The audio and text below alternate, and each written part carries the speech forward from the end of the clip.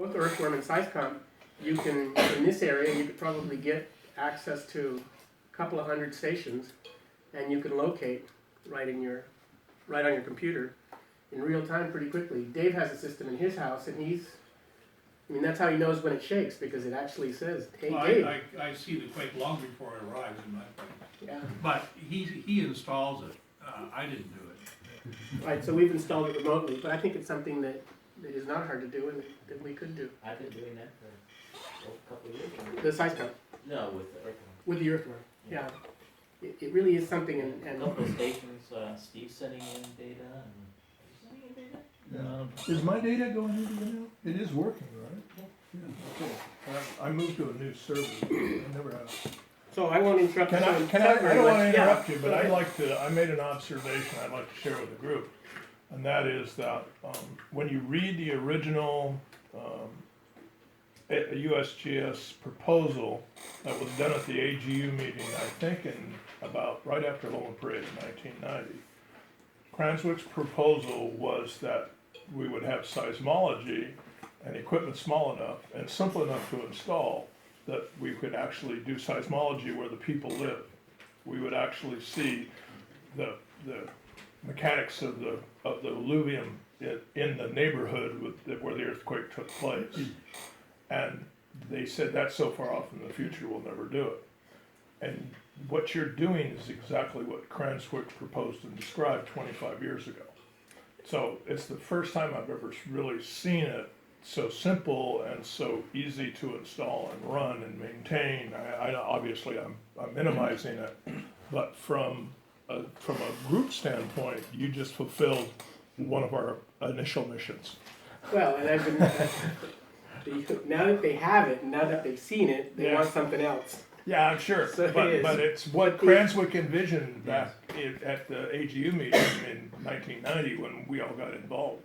Right, the vision is that you could send this in a box UPS and the person could take it out, Exactly right. and anybody could install it And it would be where the people live. It would That's be right. seismology where the people live. where you need it, and that's the where idea. you need it.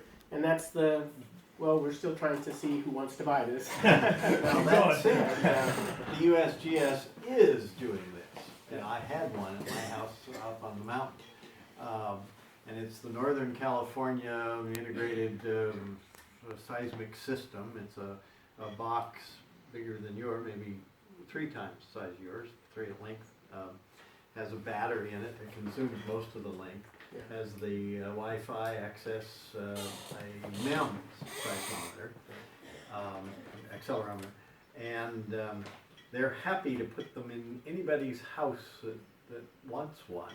And so I raised my hand quite a few years ago, and the technician, really nice fellow, came out and drilled into the floor of my garage and bolted it down. But that was all. He turned it on and it connected up to my Wi-Fi, and it worked for years. And when I left there, I called him up and said, should I move it to my new place? I got a 2-foot thick slab of concrete here, whole nother story. And he goes, no, we have one on Orange Avenue within a block of you. And so, I'll come get it, take it away, thank you very much. But and there are hundreds and hundreds of stations in the Bay Area that put them in normal people's homes on their garage. And so the USGS is doing that. They're a lot more expensive than yours, I imagine. They are. That's the program called Netquakes, and their box is bigger. It's it has, and what happened in the end was that when the USGS decided to implement the program, I don't think there are hundreds. There are lots, but it's not hundreds because they're about $6,000 each. It turns out that by the time the scientists got a hold of it, they wanted sub-millisecond timing, they wanted battery backup for so many days, they wanted data backup for so many days, and the list of the things that they wanted went on, so the price went up and up. This box doesn't have any data storage at all. It has NTP timing, which is probably good to 10 milliseconds. All it does is send data in real time, and the idea is if the density is big enough, you don't need to have that redundant. And so these sell it at $1,500, and we have a lot of them installed. It's just not the thousands that I'd hoped. But Installing, is government helping this, or? In Panama? Yeah, Yes, I sell them to the Panamanian government. okay, and then they They installed about 85, and I've installed another 30 or so. So we got 100. But when you have 100 stations in a small area, the locations are very, very accurate. The error ellipse is tiny. I mean, we nail it in just a few seconds. Very cool. It's very fast. Yeah, very nice. Any other questions? Questions from the remote viewers? I have one on the system that you're using in California. What is the software behind that? Their system goes into the California Regional Earthworms, which are now called AQMS. But it's basically the earthworm transport with a bunch of, I mean, it really is a very nice automatic system. And they have quite a high density in this area, so that they locate very quickly. Hello? This is the Did we Brett? lose you? telemetry trillion 120. Brett, This is the horizontal. Brett? Yeah, you there? This is the vertical channel. These are- Did you catch that? I'm good. I Okay. am here. I'm just very quiet. Okay. I have a question that our paper, local paper down here, I'm in Southern California, in Marietta, Yeah. and they're talking about the quick catcher network, and they were showing the ONAVI sensor that they're sending out, but then I started look into it, and they said they've basically nobody's working on the software, nobody's doing anything with it yet. These people just got a sensor to put in the local high school. So what was the deal on that one? I mean, how did that get into all this?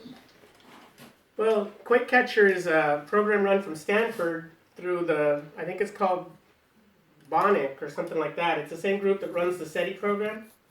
And they try to do distributed processing. And they've got this little ONAVI sensor, which is a MEM sensor, basically deaf, that you have to tape to the floor and you have to plug into your computer, so your computer has to be going. And then then that data gets sent to Stanford, and that's it. And that's the problem with it. They don't really share it in any particularly useful way. And since they don't have the orientation and they don't, well, it's but there are a couple of thousand of those out there. They were quite cheap. Stanford would send you one for free if you wanted it. The other problem with it is that it's got a 10-bit A to D converter on it. You know, it's higher than that now. It's higher than that now. I think they're up to 14 bits actually. And they're talking about 16 bits and 24 bits, but it still suffers that you have to have your computer on all the time. I looked up the sensor they're supposedly using. They said it had a noise floor of 45 microGs. I haven't looked at them in a while, but I don't know. That seems kind of low actually. The That's much lower than the original sensor. Yeah, that seems kind of low. the MEMS accelerometer is just, they're threshold, and they're so noisy that. Yeah. I don't think that you probably can't detect anything below a 3.5 with that sensor, unless it's right under your house. A 3.5 at 20 kilometers, I don't think would show up. Really? Yeah, How do you power these sensors? 12 volts, So you have to have a battery or something? wall wart. No, the actual sensor is Oh. about a 3-volt sensor. The one in the ONAVI thing is powered from the USB. So it plugs into the USB, is powered from the Oh, so USB. it's So, powered from the computer. yeah. Actually, pretty well known. I mean, Mm-hmm. we reversed it. I mean, just took the board apart, and so there's nothing really fantastic there. There are lots of sensors that'll do the same thing. It's just that they've done all the software part. You load the software and it gets it. It does the timing. It does it all. That's what makes it work. This also has all the software done for it, which is what makes it work. I mean, just. Yeah. Alrighty, thank you. Thank you.